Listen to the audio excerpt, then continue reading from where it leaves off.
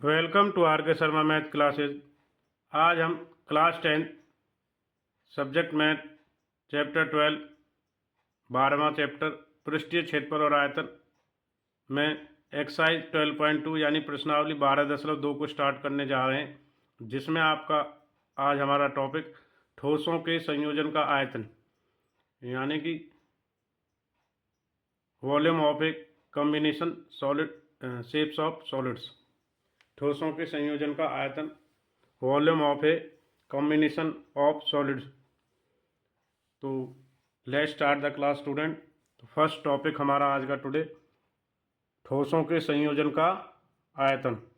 पिछले अनुच्छेद में हमने यह चर्चा की है कि दो आधारभूत ठोसों के संयोजन से बने ठोसों के पृष्ठीय क्षेत्रफल, पिछली जो 12.1 की थी हमने, उसमें पृष्ठीय क्षेत्रफल निकाले थे ठोसों के संयोजन के।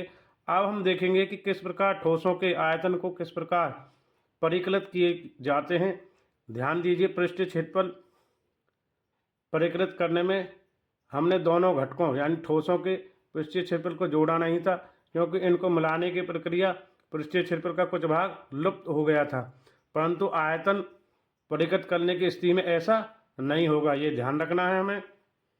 तो दो आधारभूत ठोसों के संयोजन से बने ठोस का आयतन वास्तव में दोनों घटकों के आयतन के योग के बराबर होगा, जैसा कि हमने नीचे उदाहरण देने वाले हैं या देखेंगे।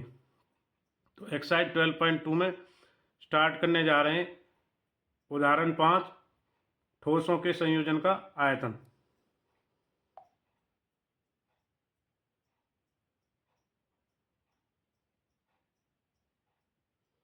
उदाहरण 5 12.2 में इस प्रकार से है। शांता, उदाहरण 5, शांता किसी शेड में एक उद्योग चलाती है। यह शेड एक घनाभ, तो पहले आकृति के बारे में जान लें। क्यूबॉइड है, घनाभ के आकार का है, जिस पर एक अर्धबेलन आरोपित है यानी कि बना हुआ है, जैसा कि आकृति में दिखाया जा रहा है 12.12 में। ये घनाभ है, इसके ऊपर ये एक अर्धबेलन आरोपित है। यदि इस शेड में आधार की जो विमाएँ हैं 7 मीटर और इधर 15 मीटर, यानी इसकी 8, 7 और 15 लंबाई चौड़ाई ऊंचाई दी हुई है। घनाभकार भाग की ऊंचाई यानी h चाहिए हमें, दे रखी है। लंबाई ये होगी लेंथ, और ये इसकी ब्रेड यानी ऊंचाई, लंबाई और चौड़ाई इसकी दी हुई है। घनाभकार भाग की ऊंचाई 8 मीटर h है। शेड में समावित हो सकने वाली हवा का आयतन निकालना है, यानी एयर का वॉल्यूम। यदि यह मान लें कि शेड में रखी मशीनरी 300 मीटर क्यूब यानी कि 300 घन मीटर स्थान घेरती है, तथा शेड के अंदर 20 श्रमिक हैं, जिनमें प्रत्येक 0.08 मीटर घन के औसत स्थान घेरता है, तो तब शेड में कितनी हवा होगी? पाई का मान लेना है 22/7। तो आइए ठोसों के संयोजन के आयतन के बारे में पहला उदाहरण 5 स्टार्ट करते हैं। इसका फोटो स्क्रीनशॉट लें, आगे बढ़ते हैं इसके हल की ओर। एक्सरसाइज 12.2 में उदाहरण 5। तो उदाहरण 5 चल रहा है हमारा। शेड के अंदर हवा का आयतन, जब हम इसमें से कोई व्यक्ति या मशीनरी नहीं है, तो घनाभ के अंदर की हवा और बेलन के अंदर हवा के आयतनों को मिलाकर प्राप्त होगा। पहले हम ये मान के चलते हैं इसके अंदर कोई नहीं है, तो घनाभ की लंबाई, चौड़ाई, ऊंचाई यानी L, B और H आपके सामने है। लंबाई 15 मीटर, चौड़ाई 7 मीटर और 8 ऊंचाई है। तो साथ ही अर्धबेलन का जो व्यास है डायमीटर है 7, तो R त्रिज्या 7/2 हो जाएगी। ऊंचाई H 15 मीटर दी हुई है। इसलिए वांछित आयतन का जो आयतन है, जो ठोस बनेगा दोनों आकृतियों को बना के, यानी घनाभ का आयतन जमा में 1/2 बेलन का आयतन, क्योंकि उस पर अर्धबेलन बना हुआ है तो उसका आधा लगेगा 1/2 बेलन का आयतन। तो सूत्र लगेगा घनाभ का आयतन लंबाई गुना चौड़ाई गुना ऊंचाई LBH, और इसमें बेलन का जो आयतन होता है वो आपको पता है कि इसमें 1/2 पाई और R² H तो बेलन का आयतन होता है पाई आर स्क्वायर एच, ये हो जाएगा यहाँ L B H, L B और एच, और ये बेलन का आयतन होता पाई आर स्क्वायर एच। अब इसका आधा लगेगा कि अर्ध है, तो पाई का मान 22/7, यहाँ पे लंबाई चौड़ाई ऊंचाई है घनाभ का आयतन के लिए एल बी एच, और 1/2 आधा, तो पाई का मान 22/7, आर 7/2, 7/2 और एच 15 है, और इसका मीटर घन, क्योंकि भाई आयतन निकालने तो अब क्षेत्रफल में तो वर्ग मीटर आता था, इसमें मीटर घन आएगा, घन मीटर। इसको कैलकुलेट करने के बाद आता है 1128.75 मीटर की घात 3 यानी घन मीटर। तो आगे मशीनरी द्वारा घेरा गया स्थान कितना था, 300 मीटर घात 3 यानी 300 घन मीटर, और 20 श्रमिकों द्वारा स्थान यानी कि ए कितना घेर रहा था 0.08, तो 20 कितना घेरेंगे, इसको मल्टीप्लाई कर देंगे घन मीटर यानी 1.6 घन मीटर आ जाएगा, मीटर क्यूब। तो अतः शेड में उस समय का हवा का आयतन जब उस मशीनरी का श्रमिक हैं, तो इसको जो ये वाला है 300 और 1.6 मशीनरी का और लोगों का आयतन जो 20 स्थानों के, इसको घटा देंगे तो 1128.75 में से घटा अंदर वाले दोनों जुड़ेंगे 300 और 1.6 यानी 301.6 को घटा देंगे तो ये आएगा हमारा निकल के 827.15 मीटर क्यूब यानी घन मीटर। इतना आयतन इसमें आ रहा हवा का। तो इस प्रकार हमारा एग्जाम्पल 5 कंप्लीट हो गया। उदाहरण 5 एक्सरसाइज 12.2 में। तो आगे बढ़ते हैं उदाहरण 6 की ओर। तो इसमें हम एक्सरसाइज में 12.2 में ठोसों के आयतन के बारे में अध्ययन कर रहे हैं। तो अब उदाहरण 6 है, इसमें भी एक डायग्राम दिया है जिसका आयतन के बारे में, आयतन और धारिता एक ही चीज़ होती है। आगे पढ़ेंगे इसमें वॉल्यूम। उदाहरण 6, एक जूस बेचने वाला अपने ग्राहक को आकृति 12.13 में देखेंगे दर्शाए गिलासों के जूस देता है। बेलनाकार गिलास का आंतरिक व्यास D 5 सेंटीमीटर है, परंतु गिलास के निचले आधार की तली में एक उभरा हुआ अर्धगोला था जिससे गिलास की धारिता यानी वॉल्यूम में कमी हो जाती है, वॉल्यूम कम हो जाता है। यदि एक गिलास की ऊंचाई 10 सेंटीमीटर यानी H दे दिया है, गिलास की आभासी यानी कि एपरेंट धारिता यानी कि जो HL होनी चाहिए थी और वास्तविक जो अब है तो ज्ञात कीजिए। तो पाई का मान 3.14 लें। तो सबसे पहले गिलास का आंतरिक व्यास 5 सेंटीमीटर है, ऊंचाई 10 सेंटीमीटर, इसलिए गिलास की आभासी धारिता जो हम मान के चलते हैं इतनी होनी चाहिए। तो उसमें से फिर बाद में अर्धगोले को निकाल देंगे तो वास्तविक आ जाएगी अर्धगोले का आयतन। तो पाई आर स्क्वायर एच, पाई का मान 3.14, डी हमारा 5 है तो आर हमारी होगी 5/2 त्रिज्या। तो इसका मतलब कितना लगे 5/2 का मतलब 2.5। तो आर 2.5 व्यास की आधी त्रिज्या और एच हमारा 10 सेंटीमीटर। तो कैलकुलेट करके आया 196.5 घन सेंटीमीटर यानी सेंटीमीटर क्यूब। परंतु इसकी वास्तविक धारिता को उपरोक्त धारिता से आधार में बने अर्धगोले के आयतन के बराबर कम है। तो अभी इसको उसमें से लेस करेंगे अर्धगोले का आयतन, तो हमारी फिर गिलास की फिर वास्तविक धारिता आ जाएगी। तो आगे बढ़ते हैं उदाहरण 6 में। तो उदाहरण 6 में देखेंगे यहाँ पर कि भाई कमी जो बराबर है अर्धगोले का जो आयतन होता है 2/3 पाई आर की क्यूब। तो 2/3 पाई का मान 3.14, आर हमारा 2.5 यानी 5/2। तो 2.5 3 बार होगा त्रिज्या के लिए, सेंटीमीटर की 3 यानी घन सेंटीमीटर। कैलकुलेट करके आएगा 32.71 सेंटीमीटर की 3 घन सेंटीमीटर। अतः गिलास की वास्तविक धारिता यानी आभासी धारिता में से अर्धगोले का आयतन घटा देंगे 196.25 में से माइनस कर देंगे, घटाएंगे सब्ट्रैक्ट 32.71 घन सेंटीमीटर को। तो उत्तर आएगा हमारा उदाहरण 6 का 163.54 यानी 54 सेंटीमीटर क्यूब। यहाँ पे देखो इसमें भी गड़बड़ है, इधर देखेंगे आप इस पे भी स्क्वायर लिखा है, यहाँ पे स्क्वायर नहीं होगा। देखो बुक में भी मिसप्रिंट है, कभी आप सोच रहे हो बुक में भी मिसप्रिंट होती हैं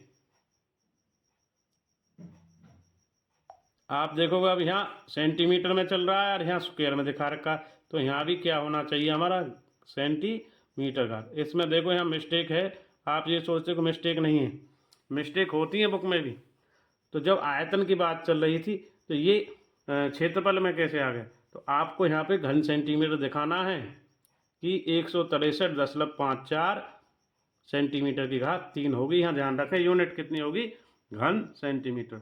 इसलिए कहते हैं कि आप ध्यानपूर्वक अंडरस्टैंडिंग से पढ़ें। क्षेत्रफल एरिया वर्ग सेंटीमीटर में होता है, आयतन और धारिता वॉल्यूम घन सेंटीमीटर में होता है, तो इसको भी नोट करें। तो आगे उदाहरण 6 हमारा इस प्रकार हो गया है। ये छोटी सी सिल्ली मिस्टेक थी। तो आगे बढ़ते हैं।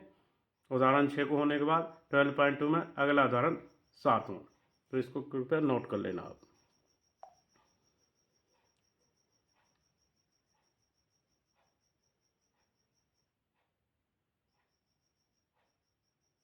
उदाहरण 7,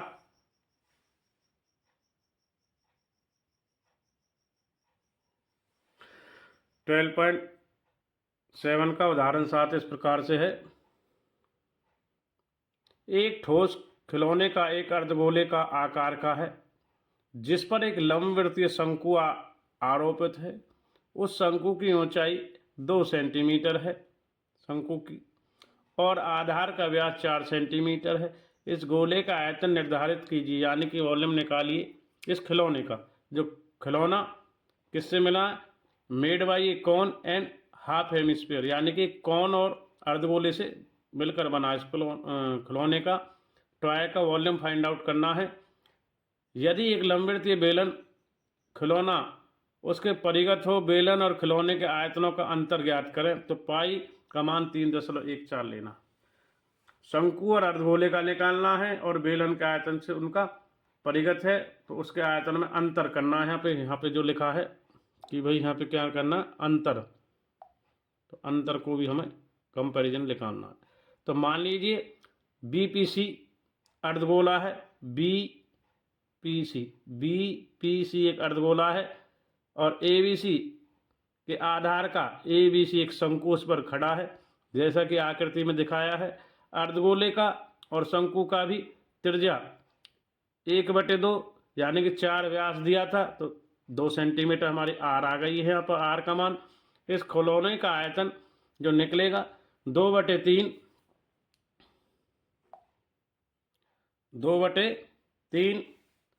पाई आर की 3, ये अर्धगोले का क्षेत्र आयतन, और ये 1/3 पाई आर स्क्वायर शंकु का आयतन। तो ये अर्धगोले का आयतन होता है, शंकु का आयतन, इसका सूत्र।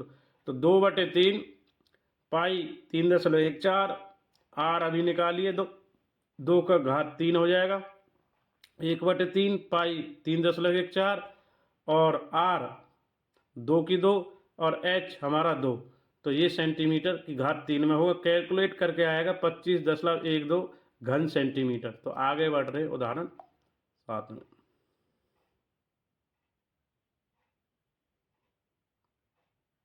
तो उदाहरण 7 जो हमारा रनिंग में है, इसमें देखेंगे अब ये आया खिलौने का आयतन। अब हमें बेलन का निकालना और उसकी तुलना करनी है। तो अब मान लीजिए जो उसके चारों ओर बना हुआ, अब मान लीजिए दिए गए ठोस के परिगत एक लंबवृत्तीय बेलन है EFGH। लंबवृत्तीय बेलन की त्रिज्या HPO BO बराबर 2 सेंटीमीटर होगी, और उसकी ऊंचाई EH यानी AO प्लस OP 2 + 2 यानी 4 सेंटीमीटर हो जाएगी। वांछित आयतन लंबवृत्तीय बेलन का आयतन घटा में खिलौने का आयतन। अब लंबवृत्तीय बेलन का आयतन होगा, यहाँ से निकालेंगे पाई आर स्क्वायर एच। पाई का मान 3.14 और आर के स्क्वायर के 2h, तो इसका लंबवृत्तीय का लगता है पाई आर स्क्वायर एच बेलन का। तो पाई का मान 3.14, आर का 2 बार 2 का वर्ग, एच हमारा 4, घटा में जो अभी हमने इसका निकाला था खिलौने का उसमें से, तो 25.12 में से घटाएंगे तो 25.12 सेंटीमीटर घात 3 ही रह जाना। इस प्रकार दोनों आयतनों का अंतर कितना आ रहा है, 25.12 घन सेंटीमीटर। तो उदाहरण 7 हमारा कंप्लीट हो गया है आज की वीडियो के माध्यम से। अब तक हमने कक्षा 10 सब्जेक्ट मैथ चैप्टर 12 पृष्ठीय क्षेत्रफल और आयतन में 12.2 में जो ठोसों के संयोजन के आयतन के बारे में अध्ययन किया है, जिसमें हमने उदाहरण 5, 6 और 7 को किया। आगे हम एक्सरसाइज 12.2 के 1 से 8 प्रश्नों को हल की ओर मिलते हैं। तो सबसे पहले हम 1 से 8 प्रश्नों को एक बारे में नज़र डाल लेते हैं, देखते हैं 1 से 8 प्रश्न किस प्रकार से हैं, फिर इनके हल की ओर आगे बढ़ते हैं। तो 12.2 जो एक्सरसाइज हमारी रहने वाली है आज की, तो इसमें कहा गया जब तक अन्यथा न कहा जाए पाई का मान 22/7 का प्रयोग करना, जब कहा जाए तो उसके हिसाब से करना। तो पहला प्रश्न, ये दूसरा प्रश्न स्टेटमेंट नोट करेंगे आप। तो आगे बढ़ते हैं।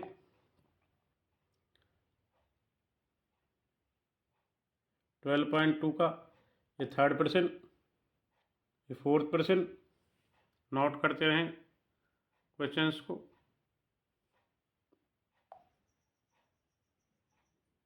ये थर्ड और फोर्थ है। आगे बढ़ते हैं। ये फिफ्थ, सिक्स और 7, पाँचवा, छठवां और 7वां। आगे बढ़ते हैं। ये 8वां।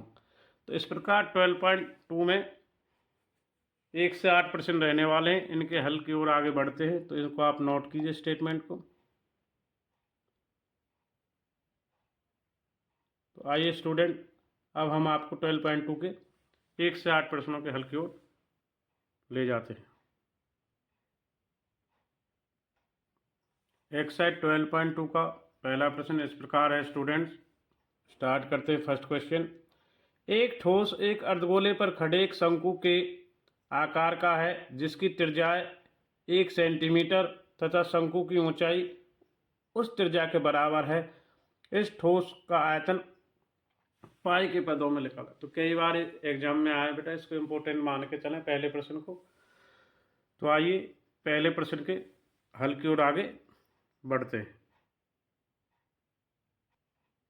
पहला प्रश्न 12.2 का, शंकु की त्रिज्या r 1 सेंटीमीटर दी हुई है, शंकु की ऊंचाई भी 1 सेंटीमीटर दी हुई है, अर्धगोले की त्रिज्या। तो यहाँ पर देखेंगे शंकु की त्रिज्या 1 सेंटीमीटर है, शंकु की ऊंचाई 1 सेंटीमीटर, अर्धगोले की त्रिज्या 1 सेंटीमीटर है। तो ठोस का आयतन, जो ठोस बन रहा है, शंकु और अर्धगोले से मिलाकर बना है। तो अर्धगोले का आयतन होता है 2/3 πr/3, और जमा में शंकु का आयतन 1/3 πr²h। तो अब इसमें से हमने 1/3 πr² को कॉमन ले लिया। यहाँ पर अंदर जो रह गया 2r+h। अब यहाँ पर हमने r का स्थान पर 1 का वर्ग कर लिया, स्क्वायर था r का। अब 2 गुना 1 यहाँ पे रख लिया r का, और h का भी 1। तो आगे देखो 1/3 पाई,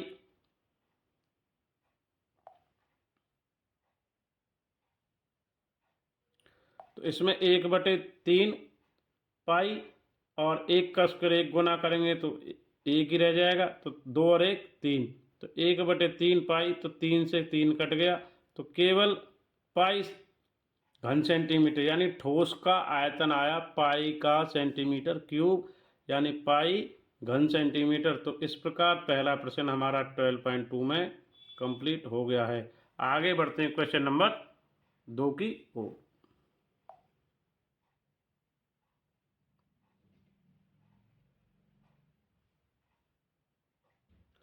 क्वेश्चन 2 12.2 में इस प्रकार है।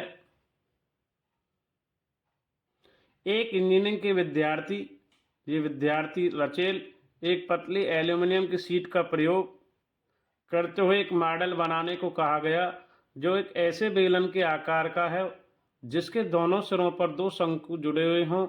इस मॉडल का व्यास d 3 सेंटीमीटर है, इसकी लंबाई 12 सेंटीमीटर है, यानी 12 है। यदि प्रत्येक शंकु की ऊंचाई 2 सेंटीमीटर हो, तो रचेल द्वारा बनाए गए मॉडल में अंतर्वृष्ट हवा का आयतन, यह मान लीजिए मॉडल की आंतरिक की बाहरी हवाएं लगभग बराबर हैं।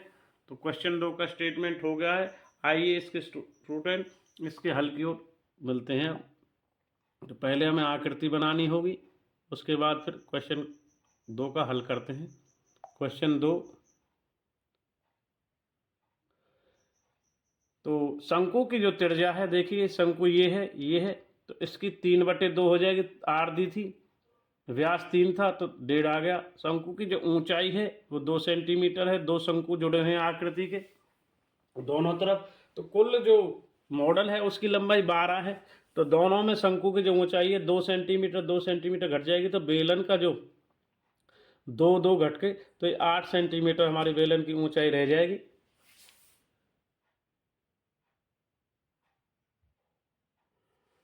तो यहाँ पे त्रिज्या हमारी शंकु की R 1.5 होगी, 3 को 2 से डिवाइड कर क्योंकि डायमीटर 3 था तो उसका आधा त्रिज्या होगी 1.5। ऊंचाई शंकु की H 2 सेंटीमीटर है। बेलन की जो त्रिज्या है वो शंकु की और बेलन की सेम रहेगी 1.5, और बेलन की जो ऊंचाई है 2 सेंटीमीटर ऊपर वाले शंकु की और 2 नीचे वाले शंकु की घट जाएगी कुल ऊंचाई में, तो ये रह जाएगी 8 सेंटीमीटर एच बड़ी वाली। मॉडल में अंतरिक्ष हवा का आयतन यानी 2 गुना में शंकु का आयतन प्लस में बेलन का आयतन, तो 2 गुना एक शंकु का आयतन क्या होता है 1/3 पाई आर स्क्वायर एच, और उसमें 2 गुना, और बेलन का आयतन पाई आर स्क्वायर एच। ये सूत्र लगाएंगे, तो इसको नोट करें क्वेश्चन 2 को। अब इसमें आगे बढ़ते हैं। इसमें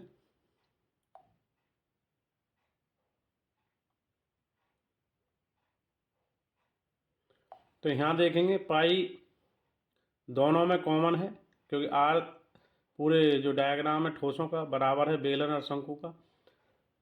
तो 2/3 ये स्मॉल एच है, ये बड़ी एच है, तो 2/3 पाई 22/7, आर हमारी 1.5 2 बार आएगी, 2/3 एच हमारी 2 है कौन की, तो शंकु की, तो 2, और एच बेलन की हमारी 8 है, तो 22/7 यानी कि 15/10, 15/10 डेसिमल्स हटा लिए गए हैं, 2/3 इसको कैलकुलेट कर लेंगे, 3 एलसीएम, तो 4 इधर, 8 3 24, तो 4 और 24 28/3, तो ये हमारा आ रहा है 22/7, इसको काट के 5 से 3/2 3/2 28/3। तो आगे बढ़ते हैं प्रश्न 2 में। तो इस प्रकार इसको काट पीट करेंगे, तो 7 से 4 को काट देंगे इधर, और 2 से 11 को काट देंगे इधर,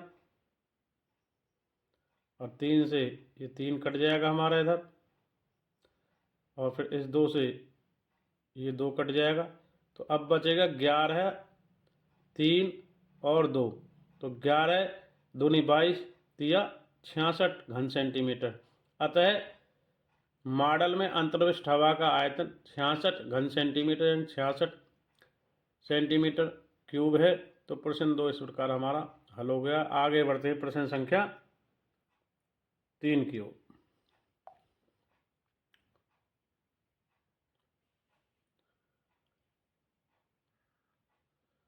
तो प्रश्न 3 इसको देखेंगे। प्रश्न 3 को, एक गुलाब जामुन में उसके आयतन की लगभग 30% चीनी है, चीनी की चाशनी होती है। एक गुलाब जामुन में उसके आयतन में लगभग 30% चीनी की चाशनी होती है। 45 गुलाब जामुन एक बेलन के आकार की हैं, जिसके दोनों सिरे अर्धगोलाकार हैं। इसकी लंबाई 5 सेंटीमीटर है, व्यास 2.5 सेंटीमीटर। आकृति में देखते हैं। तो आगे बढ़ते हैं। प्रश्न नंबर 3 की स्टेटमेंट नोट कीजिए।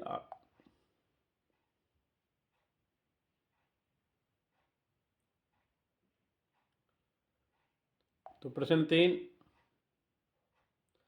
अर्धगोलाकार सिरे का व्यास 2.8 है। तो अर्धगोलाकार सिरे की त्रिज्या r आधी हो जाएगी 1.4। पूरे गुलाब जामुन की लंबाई l 5 है, तो 1.4 1.4 यानी गुलाब जामुन की आकृति है पूरी 5 सेंटीमीटर है। तो ये इसकी त्रिज्या ऊंचाई और ये इसकी अर्धगोलिक ऊंचाई, तो 1.4 1.4 घटेगी तो जो गुलाब जामुन की एच है वो 2.8 हो जाएगी। तो 5 घटा 1.4 प्लस 1.4 तो 2.8, तो एच आ गई बेलनाकार भाग की 2.2। तो आगे बढ़ते हैं।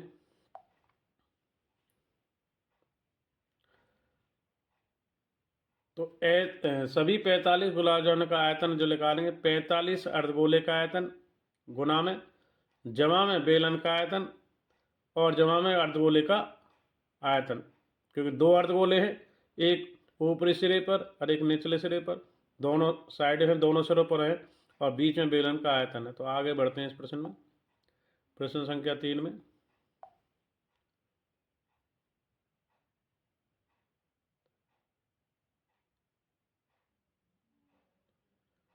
तो प्रश्न 3, 45 गुलाब जामुन है, तो एक सिरे पर बेलन अर्धगोले का आयतन, एक सिरे पर इधर अर्धगोले का, बीच में बेलन का आयतन 45, यानी पाई आर सब में कॉमन है, तो पाई आर को कॉमन, स्क्वायर को कॉमन ले लिया, अंदर बचा 2/3 पाई आर एच प्लस 2/3 आर।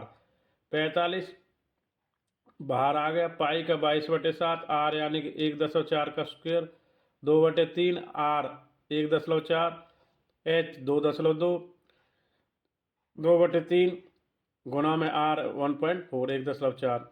45 इधर 22/7 1.4 यानी 14/10, 14/10 दो बार, तो 2/3 इधर और 2/3 इधर, यहाँ से तो ये 2 को इससे मल्टीप्लाई किया गया, तो ये हमारा आ गया 2.8/3 यानी 2.8/3। इसी प्रकार इसका भी 2.8/3, 2.2 पहले से ही है। अब यहाँ से कैलकुलेट किया तो 100 7 से ऊपर काट दिया गया है यहाँ पे, तो देखेंगे 7 से काटने के बाद 2 ऊपर आया, तो 14 और 22 दूनी 44 गुना में 14 और 10 का 100। अब ये कैलकुलेट हो गया ये हमारा। अब 2.8 जोड़ के 5.6/3 और 2.8, इसका एलसीएम 3 लिया, 5.6 3 दूनी 6.6 आ गया, और 1444 को 14 से गुना किया, 6 से 16/100 और 45। आगे बढ़ते हैं इसी में, प्रश्न 3 में।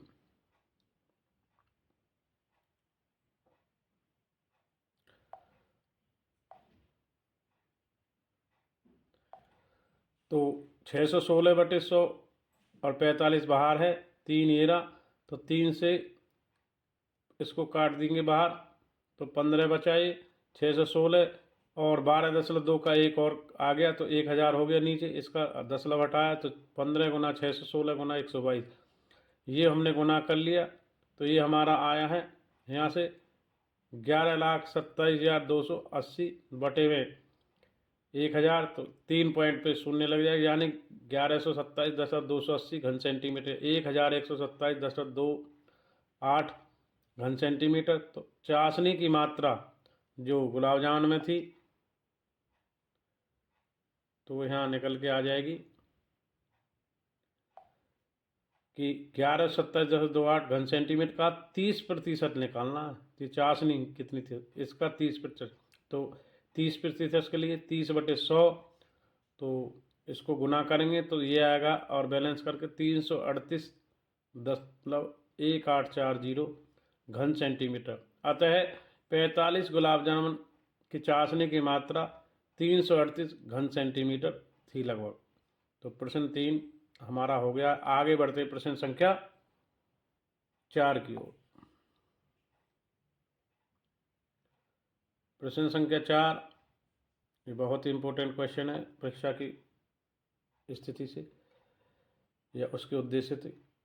उदाहरण क्वेश्चन नंबर 4 12.2 का, एक कमलदान घनाभ के आकार की लकड़ी से बना हुआ जिसमें कलम रखने के लिए 4 शंक्वाकार गड्ढे बने हैं।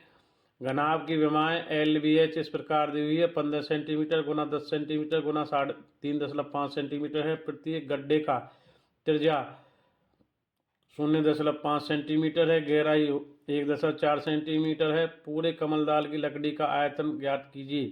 तो आकृति देख सकते हैं आप, भले इसको बनाना है। तो आगे बढ़ते हैं प्रश्न 4 के हल की ओर। तो प्रश्न 4 में देखेंगे यहाँ घनाभ की लंबाई L 15 सेंटीमीटर, घनाभ की चौड़ाई B 10 सेंटीमीटर, घनाभ की ऊंचाई 3.5 सेंटीमीटर है। तो आगे इसी प्रश्न में बढ़ते हैं। तो शंक्वाकार भाग की त्रिज्या R 0.5, H ऊंचाई 1.4 ये हमें सब दिया है। पूरे कमलदान की लकड़ी का आयतन, घनाभ का आयतन, घटा में 4 और शंक्वाकार गड्ढे का आयतन आ जाएगा। तो इस प्रकार से पूरे कमलदान का आयतन निकल के आपके सामने आ जाएगा। तो आगे बढ़ते प्रश्न 4 में।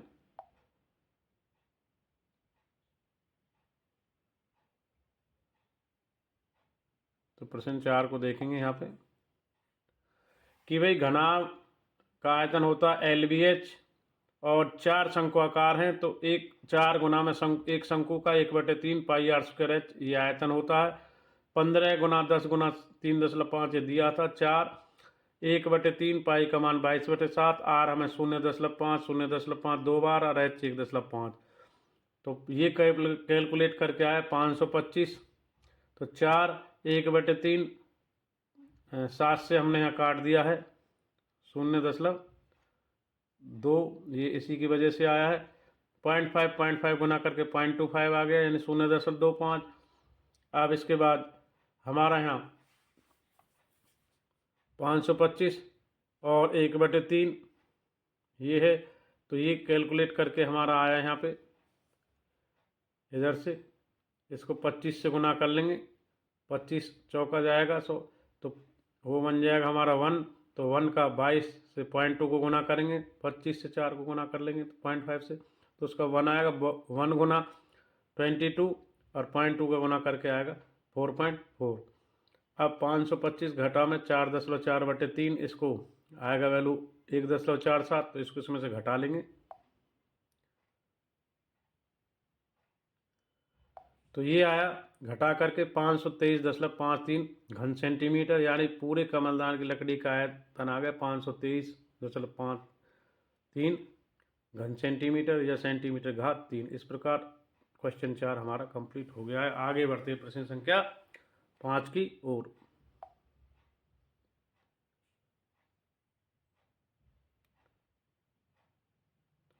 प्रश्न 5 का स्टेटमेंट इस प्रकार है। एक बर्तन के उल्टे शंकु के आकार का है, उसकी ऊंचाई 8 सेंटीमीटर है, इसके ऊपरी सिरे जो खुला हुआ है त्रिज्या 5 सेंटीमीटर है, यह ऊपर तक पानी से भरा हुआ है। जब इस बर्तन में शीशे की कुछ गोलियां जिनमें प्रत्येक की 0.5 सेंटीमीटर त्रिज्या वाला एक गोला है डाली जाती हैं, तो इसमें भरे हुए पानी का 1/4 भाग बाहर आ जाता है। बर्तन में डाली गई शीशे की गोलियों की संख्या बताइए। तो आगे बढ़ते हैं प्रश्न नंबर 5 में। प्रश्न 5 इस प्रकार से है। तो डायग्राम देख लें शंकु का। ये 5 सेंटीमीटर त्रिज्या है और ये 8 सेंटीमीटर उसकी ऊंचाई है। तो ये गोली की जो त्रिज्या इस प्रकार है। तो शंकु की ऊंचाई 8 और शंकु की त्रिज्या बड़ी जो यानी कि R 5 सेंटीमीटर है। तो आगे बढ़ते हैं इसी में प्रश्न 5 में। और माना गोली की त्रिज्या जो स्मॉल है छोटी R 0.5, माना बर्तन में डाली गई गोलियों की संख्या n है। तो प्रश्न 5 में आगे हम बढ़ रहे हैं।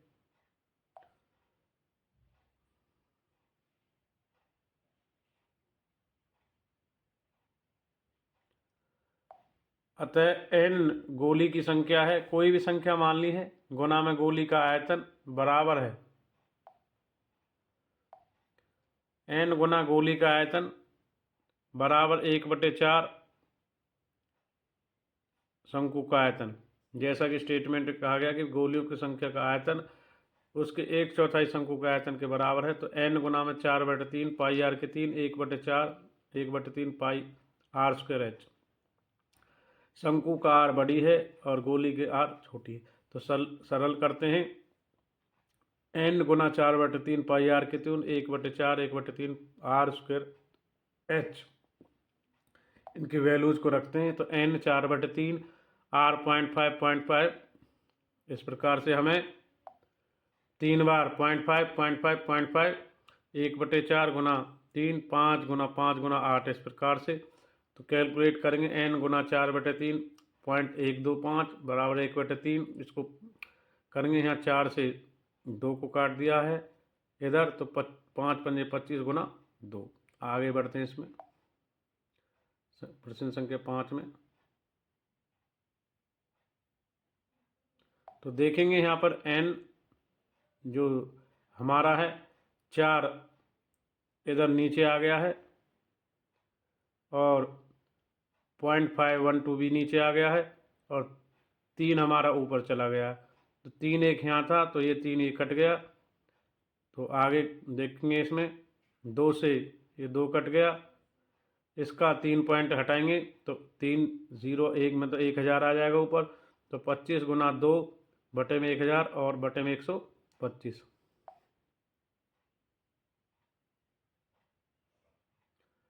तो ये आया n 25। तो 25 से इसको काट देंगे तो 5 नीचे आएगा। अब नीचे बचेगा 10। तो 10 तो इस प्रकार देखेंगे हम यहाँ पर जब 10 बचेगा तो या तो आप 2 से इसको 500 बार काट दो या डायरेक्ट 10 से काटोगे जब भी 100 ही आता। अब 5 से काटोगे तो 100 आ जाएगा। तो अतः गोलियों की संख्या थी कितनी? 100। तो इस प्रकार हमारा 5वां क्वेश्चन समाप्त हो। आगे बढ़ते हैं प्रश्न संख्या 6 की ओर। प्रश्न संख्या 6 स्टेटमेंट देखेंगे। ऊंचाई 220 सेंटीमीटर और आधार का व्यास 24 सेंटीमीटर वाले एक बेलन की ऊंचाई जिस पर ऊंचाई 60 सेंटीमीटर का त्रिज्या 8 सेंटीमीटर वाला एक अन्य बेलन आरोपित है और से लोहे का स्तंभ बना है। इस स्तंभ का द्रव्यमान ज्ञात कीजिए। जबकि 1 सेंटीमीटर लोहे का द्रव्यमान 8 ग्राम होता है तो पाई का मान 3.14 लें। तो आगे बढ़ते प्रश्न संख्या 6 के हल में।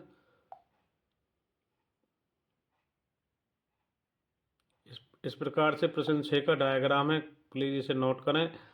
एक नीचे बेलन दिया है, इसके ऊपर एक छोटा और बेलन अध्यारोपित है। नीचे वाले जो बेलन उसका व्यास 24 सेंटीमीटर तो त्रिज्या 12 हो जाएगी। नीचे वाले बेलन की एच 220 है। ऊपर वाले बेलन की जो आर है 8 सेंटीमीटर दी हुई है, ऊंचाई उसकी 60 दी हुई है। निकालते हैं दोनों बड़े बेलन और छोटे बेलन जोड़ के इसका आयतन और फिर द्रव्यमान भी इसका निकालना। तो आगे बढ़ते हैं कि मोटे बेलन की ऊंचाई बड़े वाले की 220 और व्यास डी है तो त्रिज्या हमारी 12 सेंटीमीटर आ जाएगी। पतले बेलन की ऊंचाई 60 सेंटीमीटर और त्रिज्या 8, जो अभी हमने डायग्राम से बताया। प्रश्न 6 रनिंग में है। तो आगे प्रश्न 6 में देखेंगे। अब लोहे का आयतन बड़े वाले का पाई आर स्क्वायर है, बड़ी वाला, अरे छोटे वाले पाई आर स्क्वायर है। तो पाई तो कॉमन रहेगा, बड़ी आर स्क्वायर प्लस में बड़ी एच प्लस में आर स्क्वायर प्लस एच 3.14। बड़ी आर 12, एच हमारी 12 गुना 12 2 बार है, एच हमारी 220 और पाई बाहरी है तो आर 8 गुना 8 गुना 60 तो ये आया 31,680 जमा में 3,840 35,520 गुना में 3.14। ये आया हमारा यहाँ से जोड़ करके 1,11,532.8 घन सेंटीमीटर, यानी सेंटीमीटर की 3। अब लोहे का द्रव्यमान हमारा, लोहे का द्रव्यमान 1,11,532 गुना 8 सेंटीमीटर घन सेंटीमीटर, 8 को गुना करेंगे तो इतना ग्राम आ जाएगा। 1 ग्राम 1 सेंटीमीटर में 8 ग्राम था तो इतना। तो ये आया 8,92,262.4 ग्राम। अब द्रव्यमान को केजी में तो 1000 से भाग दे देंगे, डिवाइड कर देंगे तो पॉइंट लगेगा 892.264 किलोग्राम। तो अर्थात लोहे के स्तंभ का द्रव्यमान है 892.26 किलोग्राम। प्रश्न संख्या 6 हमारा कंप्लीट हो गया। आगे बढ़ते हैं 12.2 में प्रश्न संख्या 7 की ओर। प्रश्न 7, एक ठोस में ऊंचाई 120 सेंटीमीटर त्रिज्या 60 सेंटीमीटर वाले एक शंकु सम्मिलित है जो 60 सेंटीमीटर त्रिज्या वाले एक अर्धगोले पर आरोपित है। इस ठोस के पानी से भरे हुए एक लंब वृत्तीय बेलन में इस प्रकार सीधा डाल दिया जाता है। यह बेलन की तली को स्पर्श करे। यदि बेलन की त्रिज्या 7 सेंटीमीटर है और ऊंचाई 180 सेंटीमीटर, तो बेलन में शेष बचे पानी का आयतन ज्ञात करें। प्रश्न 7 का स्टेटमेंट नोट करें। तो आगे बढ़ते हैं प्रश्न नंबर 7 में। तो प्रश्न 7 का एक डायग्राम देखेंगे। प्रश्न नंबर 7 में तो इस प्रकार से एक बेलन है, इसमें एक शंकु और गोला जोड़कर एक आकृति जिसमें डाल दिया जाता है। तो 120 सेंटीमीटर इसकी ऊंचाई है, टोटल 120 है, तो 60 इसका घट गया, तो 120 बचा। तो ठोस शंकु की ऊंचाई 120, ठोस के शंकु की त्रिज्या 60 सेंटीमीटर,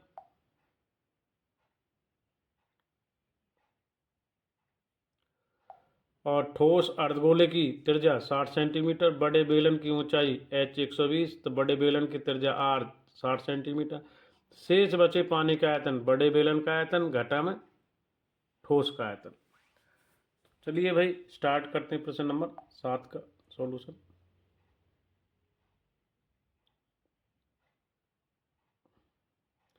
तो यहाँ पर ये बड़े बेलन का आयतन पाई आर स्क्वायर एच प्रश्न नंबर 7 रनिंग में है।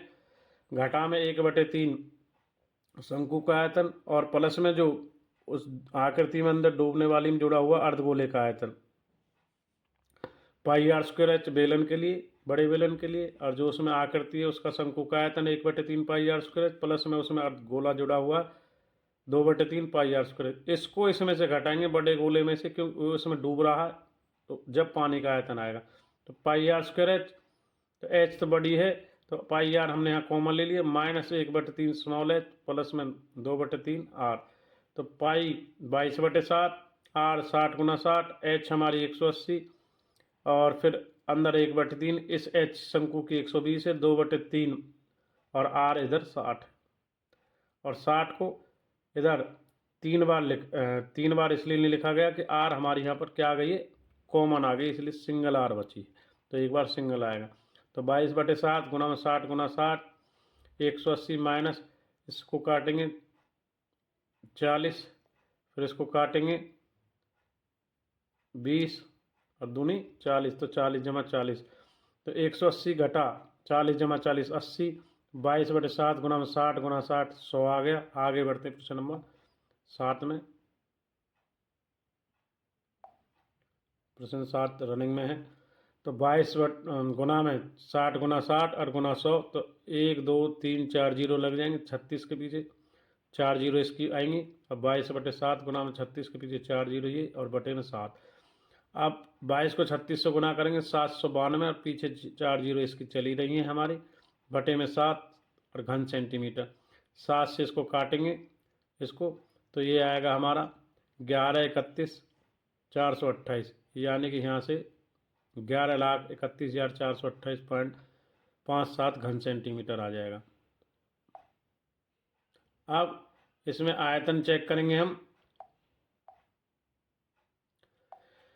आयतन घन मीटर में है, तो 3 बार के लिए 100 100 100, एक बार को सेंटीमीटर बदलने के लिए, तो एक बार 100 होता, और घन सेंटीमीटर 3 बार है, तो 3 बार इसको देंगे, तो इसमें दशमलव लगेंगे हमारे 6.1 2 3 4 5 और 6, तो यानी 1.131 घन मीटर लगभग। तो प्रश्न 7 का ये आयतन घन मीटर में आ गया, शेष बचे पानी का आयतन।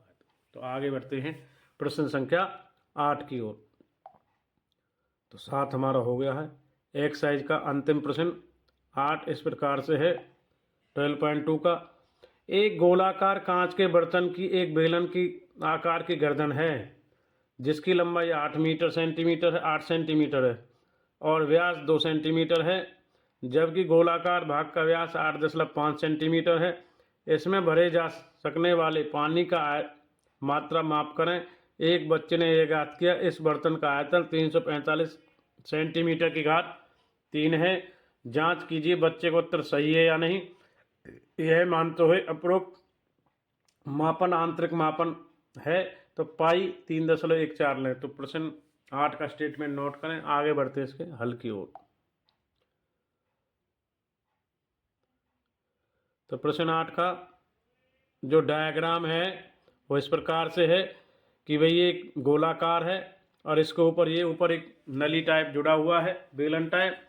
इसका व्यास 2 सेंटीमीटर है, इसकी ऊंचाई 8 सेंटीमीटर, व्यास 8.5 सेंटीमीटर। गोलाकार भाग का व्यास 8.5 सेंटीमीटर है प्रश्न 8 में। तो देखेंगे यहाँ से ये 8 सेंटीमीटर है। अब गोलाकार भाग की त्रिज्या आर 8.5/2 सेंटीमीटर। तो बेलनाकार गर्दन की ऊंचाई एच 8 सेंटीमीटर, गर्दन का व्यास डी 2 सेंटीमीटर, इसलिए त्रिज्या 1 सेंटीमीटर हो जाएगा। इसमें भरे जा सकने वाले पानी का आयतन गोले का आयतन जमा में बेलन का आयतन। तो आगे इसमें वैल्यूज को पुट करेंगे। प्रश्न 8 में रनिंग रहेगा हमारा। तो प्रश्न संख्या 8 चल रहा है।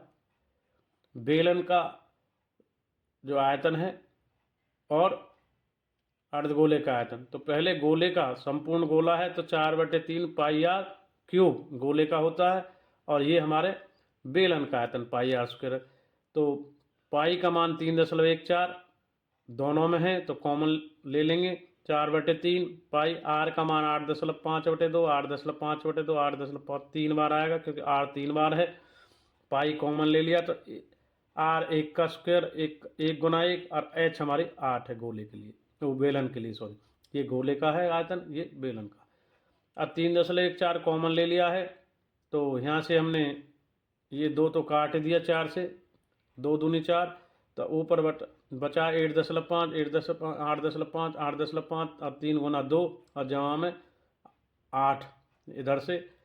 इसको गुना करके आया 614.125, और इधर 3 दूनी 6 एलसीएम ले लिया 48, तो बटे में 6 आ गया, 6 48 हो गया, 8 6 48, और 3.14, और इधर 648 को जोड़ दिया 662.125 बटे में 6। आगे कैलकुलेट करते हैं।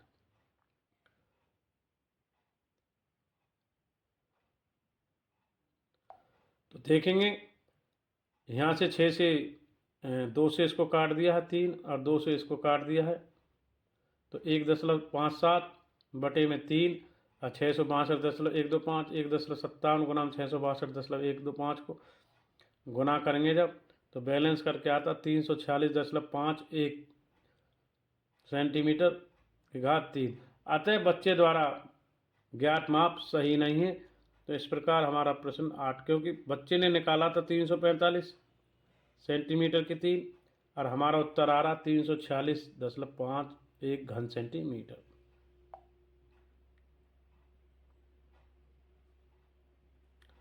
तो इस प्रकार हमारा क्वेश्चन 8 कंप्लीट हो गया।